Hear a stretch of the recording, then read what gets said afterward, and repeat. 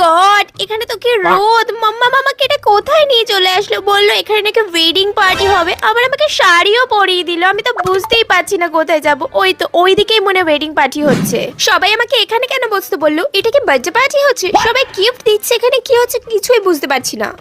ও no, আমাকে কেন সবাই হালদি লাগিয়ে দিল? আর এখানে কি হোলি হচ্ছে? সবাই সবাইকে কেন হালদি মাখিয়ে দিচ্ছে? আই ডোন্ট নো কি হচ্ছে, কেন হচ্ছে। ও সিস্টার, তুমিই তাহলে ব্রাইড? ব্রাইড আবার কি? আমি তো বিয়ের কোণে। বিয়ের কোণে? বিয়ের কোণে? What is this? Okay.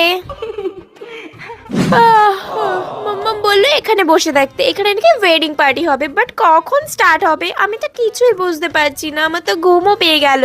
O no, আমাকে তো কোনো স্পুনও দেয়নি। আমি কালই নেল এক্সটেনশন করিয়েছি, আমার নেলস গুলো তো পুরো ইয়েলো হয়ে গেল। আমি তো বললাম একটা স্পুন দিতে, বাট দিল না। আর ওখানে ফিশ দিয়েছে, আমি তো কাটা বেচে খেতেই পারি না। মাম্মামও এখানে নেই, যে কি করি কিছুই বুঝতে পারছি না।